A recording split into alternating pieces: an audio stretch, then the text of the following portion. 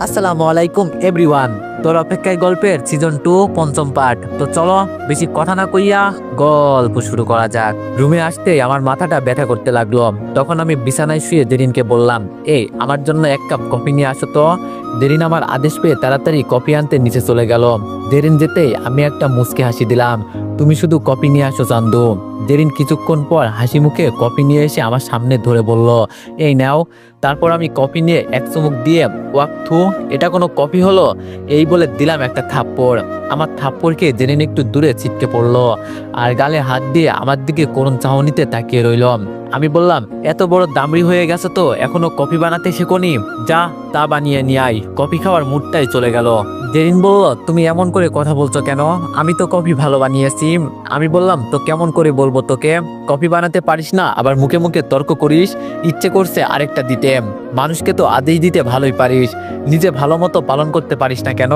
দেরিন বলল, প্লিজ শুভ, খুসা মেরে কথা বলো না তুমি। খালি পুরনো কথা দিয়ে খুসা মারো কেন? আমার খুব কষ্ট হয় যখন আমার করা অন্যায়গুলো দিয়ে আমাকেই খুসা মেরে কথা বলো। আমি বললাম, একদম মুখে মুখে তর্ক করবি না। যখন অন্যায় করছিলি তখন মনে ছিল না, এখন কেন কষ্ট হয়? আর কষ্ট খুশি তো তোর হচ্ছে, আমার হয়নি। এখানে দাঁড়িয়ে না থেকে যেটা করতে বলছি সেটা কর যা। এই দেখো, মহারানী এখনো তাল গাছের মতো দাঁড়িয়ে আছে। এই কানে শুনতে পাস না? যা চা বানিয়ে নিয়ে আই। পুরো ঘাট তেরা মনে হয়। আমার জোরে ধমক শুনে জেরিন আটকে উঠল। তারপর তাড়াতাড়ি কফিটা নিয়ে নিচে চলে গেল। এখন তো সবে শুরু হয়েছে মিস জেরিন, সিনেমা তো আবিবি বাকি হে। আসলে কফি ঠিক হয়েছে, কিন্তু আমি ইচ্ছে করে বলছি ভালো হয়নি। এইদিকে দেরিন নিচে গিয়ে কফিতে চুমুক দিয়ে দেখে কফি তো ঠিক আছে। তাহলে শুভ কেন এমন করলো? তুমি যতই আমার সাথে খারাপ ব্যবহার করো না কেন, আমি তোমাকে ছাড়বো না। যাই হোক, এইবার সুন্দর করে চাটা বানিয়ে নিয়ে যাই। তারপর জেরিন চা সুন্দর করে বানিয়ে নিয়ে আসলো আমার কাছে। দেরিন বলল, এই নাও, এইবার সুন্দর করে বানিয়ে নিয়ে আসছি, খেয়ে দেখো কেমন হয়েছে। আমি বললাম, এত কনফিডেন্স? আচ্ছা দেন। এটা বলে জেরিনের হাত থেকে চাটা নিলাম। তারপর কাপের দিকে তাকিয়ে দেখি এটা কি চা। জেরিন বলল, দুধ চা। এটা বলতে জেরিনকে আবার থাপ্পড় দিলাম। এই তুই জানিস না আমি দুধের চা খাই না? যা রং চা বানিয়ে নিয়ে আই। জেরিন বলল, সেটা আগে বলতে পারতে। আমি বললাম, কেন? তুই জিজ্ঞেস করতে পারতিস না? যা এখন বেশি বগর বগর না করে চা বানিয়ে নিয়ে আই। আমার কথা শুনে জেরিন মনে মনে রাগ করে চা বানাতে চলে গেল। কি চান্দু, কেমন লাগে? একদিন আমাকে গায়ে তুমি চা ছুঁড়ে মারছো, কিন্তু আমি তো আর তোমার মতো না, তাই এতটুকু কষ্ট দিচ্ছি। এইদিকে জেরিন, বিলাই হনুমান খাটা শয়তানের নাতি, তোকে শুধু বাগে পাই তারপর দেখবো। এইবার এমন চা বানাবো তুই খেয়ে কুল পাবি না। জেরিন এইসব বলতে আর চা বানাচ্ছে। তখন আম্মু এসে বলল, কিরে জেরিন, তোকে আমি অনেকক্ষণ ধরে দেখছি, একটা কাপ নিয়ে একবার রুমে যাচ্ছিস, আবার কিছুক্ষণ পর রুম থেকে এসে রান্নাঘরে আসতেছিস, কি ব্যাপার? জেরিন বললাম, তেমন কিছু না, তোমার ছেলে আমাকে একটু বাজিয়ে দেখছে। এইবার এমন চা দিব যা তোমার ছেলে আর কখনো খায়নি। মা বললাম, কি এমন দিবি শুনি? ওয়ানেক্স হচ্ছে সবচেয়ে বিশ্বস্ত বুকমেকার। পিএসজি এবং সিরিয়া এই অ্যাপের অফিসিয়াল পার্টনার। এই অ্যাপে আপনি cricket, football, tennis live match দেখে এবং তাদের ভবিষ্যৎবাণী করে সহজেই অর্থ উপার্জন করতে পারবেন। সেই সাথে বিএমডাব্লিউ গাড়ি, আইফোন, ল্যাপটপ এবং আরও অনেক নগদ পুরস্কার জেতারও সুযোগ রয়েছে।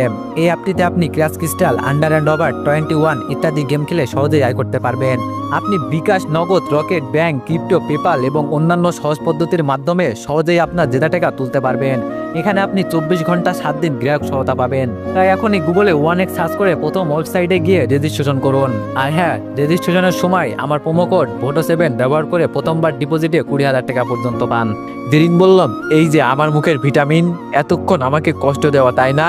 এইবার বুঝবে ঠেলাম। মা বলল, একদম ঠিক কাজ করছিস, যা নিয়ে যাম। আমার বৌমাকে কষ্ট দেওয়া তাই না?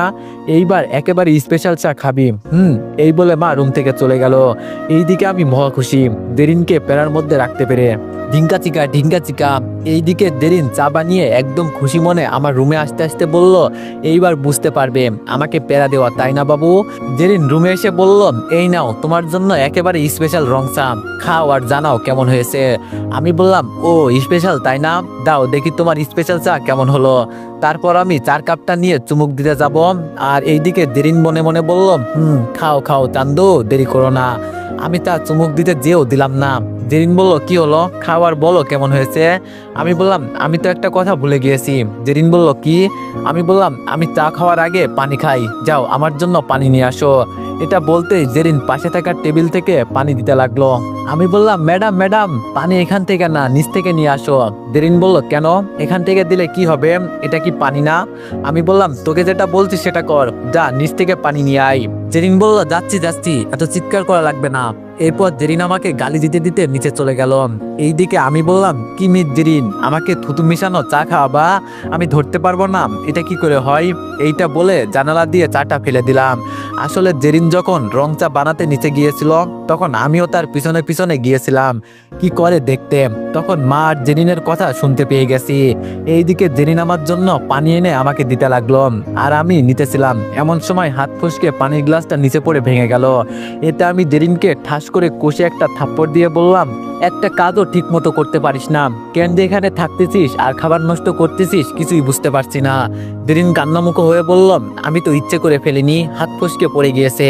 আমি বললাম, তুই ইচ্ছে করেই ফেলছোস যাতে আমি ব্যথা পাই, আসলে তুই আমার ভালো চাস না তো তাই এমন করতেছিস, তাই না। তুই আরেকদিন এমন করছিস, আমার গিয়ে চা ফেলে দিয়েছিলি, আল্লাহর কাছে শুকরিয়া আদায় করলাম, এটা চা ছিল না, যা এগুলো পরিষ্কার করে নে তো, যত সব ফাউল মার্কা কাজের লোক। জেরিন বলল, তুমি আমাকে কাজের লোক বলতে পারলে।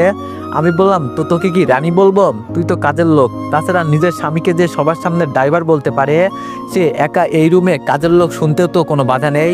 জেরিন বলল, প্লিজ আমাকে ক্ষমা করে দাও শুভম, আমি তোমার এমন অবহেলা সহ্য করতে পারছি না, আমি তোমার পায়ে পড়ি। আমি বললাম, আমার অবহেলা সহ্য করতে না পারলে দূরে গিয়ে মর, এখানে কেন। জেরিন বলল, এমনভাবে কথা বলো না, আমার কষ্ট হয়, অনেক কষ্ট হয়। আমি বললাম, তো যখন আমাকে বলতি এইসব কথা আমি কি খুশি হতাম। যা তো এখান থেকে, তোর নেকা কান্না সহ্য হচ্ছে না, এখন নেকা কান্না না করে এগুলো পরিষ্কার করে আমার পাটা একটু টিপে দে, পায়ে অনেক ব্যথা করছে। এই বলে আমি বিছানায় শুয়ে পড়লাম। এইদিকে জেরিন কান্না করতে করতে কাজগুলো পরিষ্কার করছে। পরিষ্কার করা শেষ হলে জেরিন আমার পায়ের পাশে এসে সুন্দর মতো পা টিপে দিতে লাগলো। আমি বললাম, আহ কি শান্তি, নরম নরম হাতে জেরিন পা টিপে দিচ্ছে, আমার তো আরাম লাগছে, এই ভালো করে পা টিপে দে। জেরিন বলল, দিচ্ছি। এটা বলে জেরিন মনে মনে বলতে লাগলো, আর কত কষ্ট দিবা শুভ, এইবার তো মেনে নাও, আমি না হয় ভুল করে তোমাকে কষ্ট দিচ্ছি, কিন্তু তুমি কেন জেনে কষ্ট দিচ্ছ। এইদিকে জেরিন এগুলো ভাবতে ভাবতে আমার দিকে তাকাতে দেখলো আমি ঘুমিয়ে গেছি। জেরিন পা টিপা বন্ধ করে আমার ঘুমন্ত চেহারার দিকে তাকিয়ে আছে। কি মাসুম চেহারা, আগে কত ভোলা ভালা ছিল, আর এখন রাগ নাকের ডগাতে থাকে। কিন্তু যাই হোক না কেন, তোমার রাগী মুখটা অনেক কিউট লাগে আমার কাছে, আর হারাতে চাই না তোমাকে আমি এইবার, গাথিয়া রাখিব তোমার আমি এই মনের ভিতরে শতবার, যদি অধিকারটা দাও আর একবার, দেখিতে পারবো না তোমাকে অন্য কারো হতে, যেই দিন দিবা দূরে ঠেলে আমাকে, সেই দিন চলে যাব বহু দূরে। এইসব ভাবতেছে, তখনই ইশারের আজান জেরিনের কানে আসতেই জেরিন বিছানা থেকে উঠে অজু বানিয়ে নামাজ পড়তে গেল। জেরিন নামাজ পড়া শেষ করে মোনাজাতে কান্না করে আর আল্লাহর কাছে আমাকে চাইতেছে, হে আল্লাহ রহমান রহিম, আমি তোমার পাপিষ্ট বান্দা, আল্লাহ অনেক গুনাহ আমি করেছি, আল্লাহ তুমি এত রহমান যে তোমার কাছে পাহাড় পরিমাণ গুনাহ নিয়ে আসলেও তুমি তাকে ক্ষমা করে দাও। হে আল্লাহ তুমি আমাকে ক্ষমা করে দাও, হে আল্লাহ তুমি আমার উপর রহম করো, আল্লাহ আমি তোমার কাছে সাহায্য চাচ্ছি। হে আল্লাহ আমি আমার ভুলের কারণে আজ আমার স্বামীকে হারাতে বসেছি, আল্লাহ আমি তাকে অনেক ভালোবাসি, হে আল্লাহ তুমি তাকে আমার করে দাও, আল্লাহ তোমার কাছে আমি সাহায্য চাচ্ছি, তুমি তাকে আমার করে দাও। এগুলো বলছে আর কান্না করছে। এইদিকে আমার একটু আগে আচমকা ঘুম ভেঙে গেল। তারপর বিছানা থেকে উঠতে সামনে তাকিয়ে দেখি জেরিন নামাজ পড়তেছে। তারপর আমি তার দিকে তাকিয়ে থাকলাম এবং নামাজ শেষ করে সে মোনাজাত করতে লাগলো। আর মোনাজাত শুনে আমি তো অবাক হচ্ছি, একটা মেয়ে কতটা ভালোবাসতে পারলে তার প্রিয় মানুষকে মোনাজাতে চাই, আসলে আমি অনেক ভাগ্যবান। আচ্ছা আমি কি জেরিনের সাথে খারাপ করছি না তো, মেয়েটা তো তার ভুল বুঝতে পারছে, তাহলে আমি এমন করছি কেন, আমার কি এখন তাকে মেনে নেওয়া উচিত, না না এটা আমি কি ভাবছি। এইদিকে জেরিনের কথা ভাবতে ভাবতে জেরিন যে কখন আমার সামনে চলে আসলো আমি বুঝতে পারিনি। জেরিন আমার সামনে এসে একটু ধাক্কা দিয়ে বলল, এই যে কোথায় হারিয়ে গেলেন।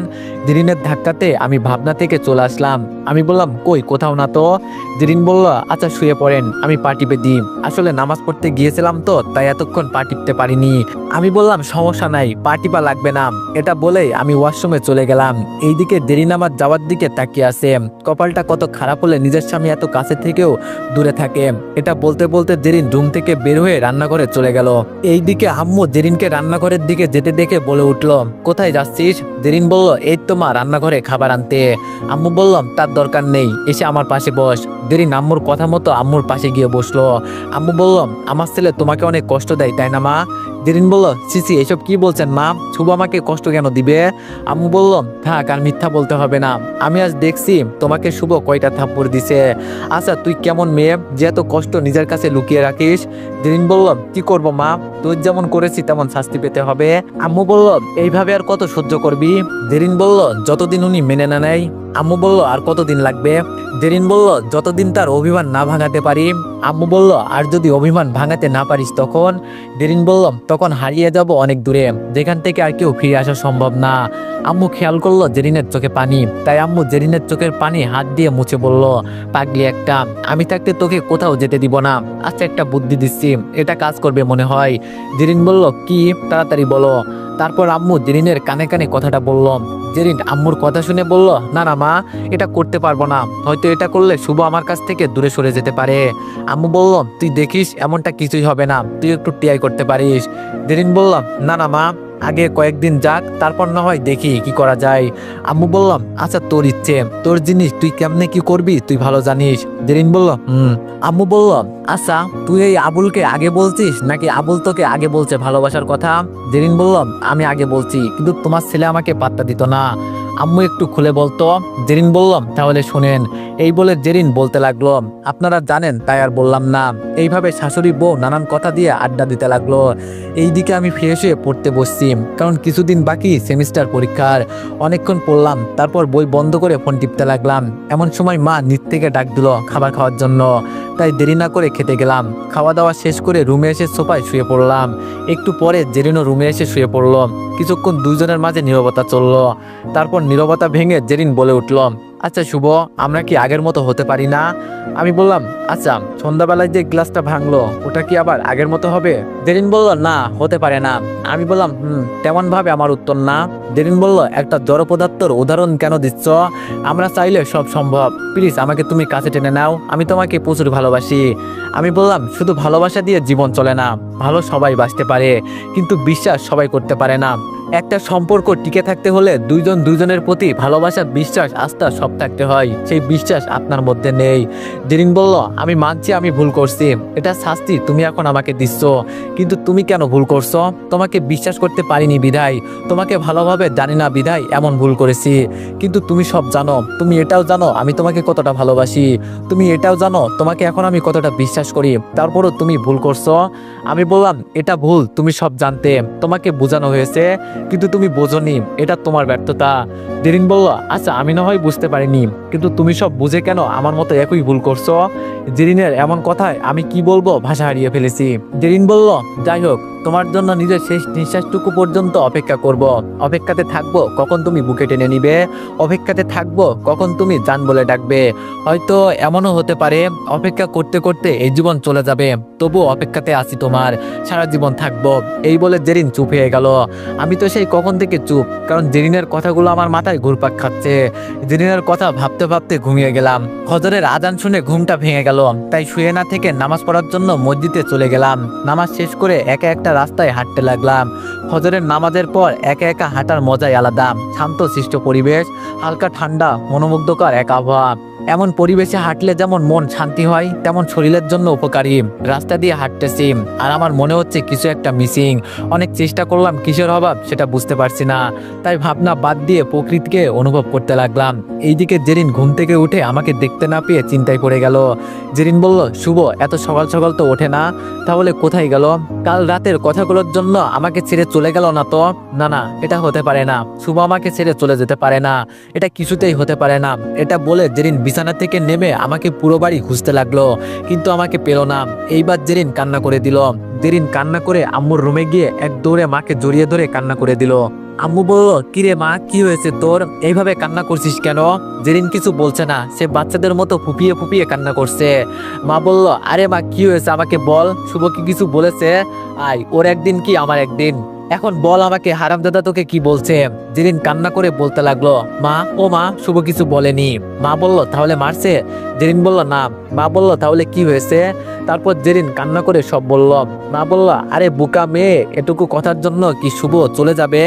দেখ কোথাও গিয়েছে মনে হয়। জেরিন বলল সে তো ঘুম থেকে উঠতে পারে না যতক্ষণ না আমি তাকে ডাকবো। মা, ও মা, আমি কিন্তু কিছু একটা করে ফেলবো। আম্মু বলল একটা থাপ্পড় দিব তোকে এমন কথা বলবি তো। শুভকে কল দিছোস? জেরিন বলল না। আম্মু বলল যা রুমে যা, আর রুমে গিয়ে শুভকে কল দে, সে কোথায় আছে জিজ্ঞেস কর। আম্মু কথাটা বলতে দেরি, জেরিন দৌড়ে রুমে যেতে দেরি হলো না। জেরিন রুমে গিয়ে তাড়াতাড়ি ফোন নিয়ে আমাকে কল দিল, কিন্তু আমার ফোন ঘরে বাজতে লাগলো। এটা দেখে জেরিন ফ্লোরে বসে আরো জোরে জোরে কান্না করতে লাগলো আর বলতে লাগলো, প্লিজ শুভ ফিরে আসো, আমি আর তোমাকে এমন কথা বলবো না। ও শুভ, তুমি কোথায়? ফিরে আসো না প্লিজ। এইভাবে জেরিন কান্না করতে লাগলো। এইদিকে আমি ঘোরাঘুরি করে বাসায় আসতে আম্মু আমার সামনে। আম্মু বলল কোথায় গিয়েছিলি? আমি বললাম এই তো নামাজ পড়তে গিয়েছিলাম। আম্মু বলল ও তাড়াতাড়ি রুমে গিয়ে তোমার সিনিয়র বাচ্চা বৌমাকে থামাও, সে তোমাকে দেখতে না পেয়ে সকাল থেকে কান্না করছে। আমি বললাম এখানে এমন করার কি আছে? আম্মু বলল সেটা তুমি বুঝতে পারবে না, যা তাড়াতাড়ি যা। তাই দেরি না করে তাড়াতাড়ি রুমের দিকে যেতে লাগলাম। আমি রুমের সামনে এসে দেখলাম জেরিন মাটিতে শুয়ে আমার ছবি নিয়ে বাচ্চাদের মতো কান্না করছে। তার এমন কাজ দেখে আমার হাসি পেল। তারপর অনেক কষ্টে হাসি চেপে রেখে বললাম, এ কি আপনি এইভাবে শুয়ে কান্না করছেন কেন? জেরিন আচমকা আমার গলার আওয়াজে শুয়ে মাটি থেকে উঠে আমাকে দৌড়ে এসে শক্ত করে জড়িয়ে ধরলো। জেরিন যে এইভাবে আমাকে জড়িয়ে ধরবে এতে আমি প্রস্তুত ছিলাম না। জেরিন বলল তুমি কোথায় গিয়েছিলে আমাকে না বলে? জানো, আমি তো মনে করছি তুমি আমার উপর রাগ করে আমাকে ছেড়ে চলে গেছো। আমি জেরিনকে বললাম, আরে আজব, আমি কোথায় যাব, আমাকে ছাড়েন। এইভাবে কেউ কাউকে জড়িয়ে ধরে? জেরিন বলল না, আমি ছাড়বো না, আমি তোমাকে এইভাবে ধরে রাখবো তুমি যদি আমাকে ছেড়ে চলে যাও। আমি বললাম, আরে এমন বাচ্চামো কেন করছেন, ছাড়েন আমাকে, আমি কোথায় যাব না, এখন ফ্রেশ হতে যাব, তাই ছাড়েন। জেরিন বলল সত্যি কোথাও যাবে না তো? আমি বললাম, আরে বাবা আমি যাব না সত্যি, এইবার ছাড়েন তো। তারপর জেরিন খুশি মনে আমাকে ছেড়ে কিস একটা দিয়ে দৌড় দিল। আমি তো জেরিনের এমন কাজে আবুল হয়ে গেলাম। এটা কি হলো, পাগলি একটা, আমি নাকি কোথাও চলে যাব। এটা বলে নিজে নিজে হাসতে হাসতে ফ্রেশ হতে চলে গেলাম। ফ্রেশ হয়ে কলেজের জন্য রেডি হয়ে নিচে গেলাম নাস্তা করতে। আমি টেবিলে বসে নাস্তা করতে লাগলাম। নাস্তা শেষ করে যখন বের হতে যাব তখন আম্মু বলল, কোথায় যাস? আমি বললাম কলেজে। আম্মু বলল দাঁড়া, জেরিন সহ যাবে, মেয়েটা অনেকদিন কলেজে যায় না, সামনে আবার ফাইনাল পরীক্ষা। আমি বললাম কেন, সে একা যেতে পারে না? আম্মু বলল চুপ, একদম চুপ, কেন একা কেন যাবে, তুই ওর স্বামী না? চুপ, বেশি কথা না বলে যেটা বলছি সেটা কর। জেরিন যাও রেডি হয়ে আসো।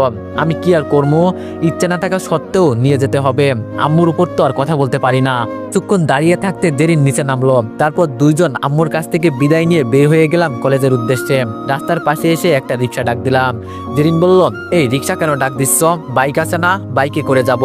আমি বললাম বাইকে করে যাব, কিন্তু শুধু আমি একা, আর আপনি রিক্সা করে যাবেন। জেরিন বলল কেন কেন, আমি কেন রিক্সা করে যাব? আমি বললাম কেন মানে, আমি আপনাকে নিব না, তাই আপনি রিক্সা করে যাবেন। এটা বলতে বলতে রিক্সা চলে এসেছে। আমি বললাম এই নিন আপনার রিক্সা চলে এসেছে। জেরিন বলল আমি উঠবো না, আমি তোমার সাথে ছাড়া যাব না। আমি বললাম এত বেশি পেঁচাল পাঠতে হবে না, যাওয়ার ইচ্ছে হলে যান আর না হলে যেন না। জেরিন আমার এমন কথা শুনে বলল, আমি কিন্তু আম্মুকে বলবো আপনি যে আমাকে নিয়ে যাচ্ছেন না। রিক্সাওয়ালা মামা বলল, আরে মামা গেলে বলেন, না হলে আমি গেলাম।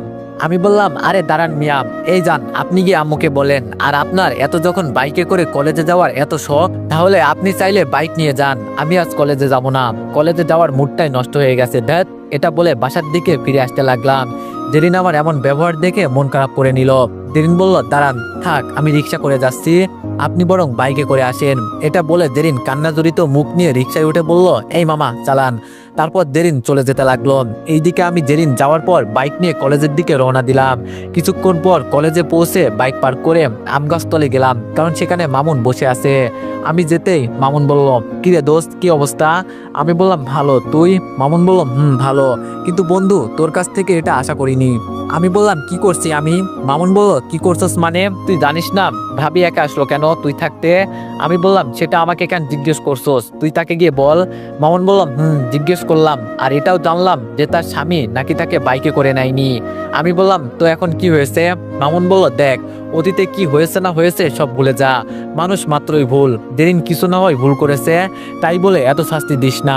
একদিন যা করছিস না করছিস সব ভুলে জেরিন ভাবিকে কাছে টেনে নে। আমি বললাম ভাই বাদ দে, ক্লাসের সময় হয়ে গেছে, চল ক্লাসে চল। মামুন বলল, তুই কিন্তু কথা ঘুরাচ্ছিস, একবার তুই পিছনে তাকিয়ে দেখ। মামুনের কথায় আমি পিছন ফিরে দেখলাম, আমি দেখতে পেলাম দূর থেকে জেরিন আমার দিকে এক দৃষ্টিতে তাকিয়ে আছে। মামুন বলল, দেখলি ভাবি তোকে কত ভালোবাসে, এখন সময় আছে, সময় থাকতে কাছে টেনে নে, নাহলে আফসোস করবি। কারণ ঠিক একইভাবে আমরা জেরিন ভাবিকেও বলছি, আর তিনিও আমাদের কথা শোনে নাই, তাই এখন আফসোস করছে। আমি বললাম, এখন তুই কি বলতে চাইছিস? মামুন বলল, আমি বলছি আগের সব ভুলে নতুন করে শুরু কর, তোরা দেখবি অনেক সুখী হবি। আমি বললাম, কিন্তু দোস্ত, যখন তার কাছে যাই তার করা প্রতিটা অবহেলা আমার বুকের মাঝে নাড়া দেয়, আমি তাকে মেনে নিতে পারছি না। মামুন বলল, চেষ্টা কর, দেখবি আস্তে আস্তে সব ঠিক হয়ে যাবে। আমি বললাম, আচ্ছা চেষ্টা করব, এখন ক্লাসে চল। এরপর ক্লাসে চলে গেলাম। স্যার এসে ক্লাস করাতে লাগলো, কিন্তু আমার ক্লাসে মন বসতেছে না। জেরিনের বলা কালকের কথা আর মামুনের বলা আজকের কথাগুলো মাথায় ঘুরপাক খেতে লাগলো। যাই হোক, সব কথার অবসান ঘটিয়ে ক্লাস করতে লাগলাম। আমি ক্লাস করা শেষ করে নিজের মতো চলে আসলাম। চাইলে জেরিনকে আনতে পারতাম, কিন্তু কেন আনিনি সেটা নিজেও জানি না। এইভাবে কেটে গেল এক সপ্তাহ। এই এক সপ্তাহে আমি জেরিনের প্রতি অবহেলা কিছুটা পরিবর্তন হলেও পুরো পরিবর্তন হলো না। এই এক সপ্তাহে মা বাবা এবং কি আপু ফোন করে অনেক বুঝিয়েছে জেরিনকে মেনে নিতে, কিন্তু কেন জানি মন দিচ্ছে না। আমার মন আমাকে বাধা দিচ্ছে, তাই এখনো মানতে পারছি না। রাত বাজে 1টা, এখনো চোখে ঘুম নেই, কারণ মাথায় শুধু জেরিনের কথা ঘুরপাক খাচ্ছে। আজ কেন জানি মনের ভিতরে অনুশোচনা হচ্ছে। আমার মনে হচ্ছে আমি জেরিনের প্রতি অনেক অন্যায় অবিচার প্রচুর কষ্ট দিয়ে ফেলেছি। মেয়েটা না হয় কিছুটা ভুল করেছে, তার জন্য অনেক শাস্তি দিছি, তাই বলে এত কষ্ট দেওয়া ঠিক হচ্ছে না। জেরিন হয়তো আমাকে প্রচুর ভালোবাসে, তাহলে আমি কেন মেনে নিচ্ছি না? আমি তো জেরিনকে ভালোবাসি, তাহলে কেন এমন করছি? আমি জেরিনকে মেনে নিব, তা কালকের মধ্যেই। তাই আজকে মনে মনে ঠিক করলাম জেরিনকে কাল মেনে নিব। এই মন যত বাধা দিবে আমি তত বাধা ভেঙে জেরিনকে মেনে নিব, এটা বলে নিজের মধ্যে একটা প্রতিজ্ঞা করলাম। তারপর খুশি মনে ঘুমিয়ে গেলাম। পরের দিন আমার ঘুম ভাঙতে আমি অবাক হলাম, সকাল হয়ে গেছে, জেরিন বিছানায় নেই। তারপর মোবাইল বের করে টাইম দেখলাম, এতে আরো অবাক হলাম, 10টা বেজে গেল আর জেরিন আমাকে ঘুম থেকে ডাকলো না। অথচ 2 দিন ব্যতীত আর এমন একটা দিন হয়নি যে জেরিন আমাকে ঘুম ভাঙায়নি। আমি জেরিনকে শত অপমান করলো জেরিন আমার ঘুম ভাঙাবে, কিন্তু আজ এমন কি হলো যে সকাল 10টা বেজে গেল তাও জেরিন আমাকে ডাক দিল না? আরে ধুর, কি ভাবছি, হয়তো এমনি ডাকিনি, যাই ফ্রেশ হয়ে নিচে যাই। তারপর আর দেরি না করে ফ্রেশ হয়ে নিচে গিয়ে জেরিনকে খুঁজতে লাগলাম। জেরিনকে না পেয়ে আম্মুকে ডাক দিলাম, আম্মু, ও আম্মু, কোথায় তুমি? আম্মু আমার ডাক শুনে রুম থেকে বের হয়ে বলতে লাগলো, কিরে ছাগলের ছানার মতো মেমা করছিস কেন? আমি বলছি তোমার এই ছানার খিদে লাগছে, কিছু খেতে দাও। আম্মু বললাম, আমি দিতে পারবো না, তোর হাত নেই, তুই খেয়ে নে, টেবিলে রাখা আছে। আমি বললাম, আম্মু, আর বলতে পারলাম না, এর আগে আম্মু চলে গেল। আমি আর কি করব, নিজে নিজে নাস্তা করে চলে আসলাম কলেজে। আমি কলেজে পৌঁছে প্রথমে জেরিনের কাছে গেলাম। আমি বললাম, আমাকে আজ ডাকুনি কেন? কিন্তু জেরিন আমাকে অবাক করে দিয়ে বলল, কি করব, আর বেহা হয়ে থাকতে পারলাম না, তাই ভদ্র হয়ে গেছি। এটা বলে জেরিন চলে গেল। এইদিকে আমি আবুলের মতো জেরিনের যাওয়ার দিকে তাকিয়ে রইলাম। এটা কি হলো, জেরিন এমন করছে কেন? সকালে ডাকলো না, আবার এখন খুশা মেরে কথা, এটা ভাবার বিষয়। এইসব ভাবতে ভাবতে আমি ক্লাসে চলে গেলাম। তারপর একে একে সব ক্লাস শেষ করে একটু তাড়াতাড়ি ক্লাস থেকে বের হয়ে জেরিনের জন্য অপেক্ষা করতে লাগলাম। তারপর একটু পর দেখলাম জেরিনকে আসতে। জেরিন যখন কলেজ গেট পার করে রিক্সা ডাক দিলাম, তখন আমি জেরিনের কাছে বাইক নিয়ে বললাম, বাইকে ওঠো, দুইজন একসাথে যাবো, চলো। এটা বলতে জেরিন বলল, ধন্যবাদ, আমার রিক্সা চলে এসেছে। তারপর জেরিন রিক্সায় উঠে আমাকে উদ্দেশ্য করে বলল, এখন যখন একে একে আসতে পেরেছি, আজকেও যেতে পারবো, এই মামা চলেন। এটা বলে জেরিন চলে যেতে লাগলো। এইদিকে আমি একের পর এক অবাক হচ্ছি, কারণ জেরিন আমাকে ইগনোর করছে, মনে হয় প্রচুর রাগ করছে, তাই কিছু একটা ভাবতে হবে মহারানীর রাগ ভাঙানোর জন্য। তারপর আমি আর এখানে দাঁড়িয়ে না থেকে চলে গেলাম বাড়িতে। তারপর রুমে এসে ফ্রেশ হতে গেলাম। ফ্রেশ হচ্ছি এমন সময় মনে হলো আমি তো কাপড় আনিনি, এখন কি করি? এই তো বুদ্ধি পাইছি, তাই ফ্রেশ হয়ে কোমরে টাওয়াল পেঁচিয়ে ওয়াশরুম থেকে বের হলাম। এমন সময় জেরিনও রুমে ঢুকলো। জেরিন আমাকে এমন অবস্থায় দেখে চিৎকার দিতে যাবে, আমি দৌড়ে গিয়ে জেরিনের মুখ চেপে ধরলাম। আমি বললাম, এটা কি করছো? আর একটু হলে পুরো বাড়ি মাথায় তুলতাম। জেরিন চোখ দিয়ে ইশারা করে বোঝাচ্ছে তার মুখ থেকে হাত ছড়াতে। আমি এটা বুঝতে পেরে তাড়াতাড়ি হাত ছড়িয়ে নিলাম। জেরিন বলল, এইভাবে কেউ মুখ চেপে ধরে? আর একটু হলে তো গেছিলাম। আমি বললাম, তো কি করব? এইভাবে চিৎকার দিচ্ছ কেন? জেরিন বলল, এইভাবে থাকলে কি করব? আমি বললাম, কেন ভালোবাসবে? আর এখানে এত রিয়াক্ট করার কি আছে? আমি তো তোমার স্বামী। জেরিন বলল, হয়েছে হয়েছে, নাটক কম করো, এখন সামনে থেকে সরো তো, আমার কাজ আছে, আর পারলে কাপড় পরে নাও। আমি বললাম, আমি আবার কি নাটক করছি? জেরিন বলল, সেটা তুমি ভালো জানো, এখন একরকম ব্যবহার, আর একটু সময় হলে বলবে এটা আমি দুষ্টুমি করছি। এটা বলে জেরিন চলে যেতে যাবে, তখন আমি জেরিনের হাত ধরে টান দিয়ে আমার কাছে টেনে নিয়ে আসলাম। তারপর জেরিনের কোমর জড়িয়ে ধরে বলতে লাগলাম, কি সমস্যা তোমার? আমাকে এড়িয়ে চলছো কেন? জেরিন বলল, ছাড়ুন আমাকে, আমার কাজ আছে, ছাড়ুন। আমি বললাম, না ছাড়বো না, আগে বলো আজ সকালে আমাকে ডাকুনি কেন, বাইকে কেন উঠলে না? জেরিন বলল, এটা আপনি ভালো জানেন, আপনি তো চাইছেন আমি আপনাকে ঘুম থেকে আর না ডাকি, তাই আমি আপনাকে ডাকি না। আপনি তো চাইছেন আমি যাতে আপনার বাইকে না উঠি, তাই উঠতাম না, তাই এটাতে কি আমার দোষ? ছাড়েন আমার। এটা বলে জেরিন জোর করে ছুড়ে গেল আমার কাছ থেকে। আমি বললাম, তোমার দোষ নেই, কিন্তু তুমি তো জোর করে উঠতে পারতে, এতে কি আমি মানা করছি? তো এভরিওয়ান, নেক্সট পার্টের জন্য সবাই অপেক্ষা করো, আর সবাই একটু বেশি বেশি লাইক আর কমেন্ট করে দিও। ধন্যবাদ।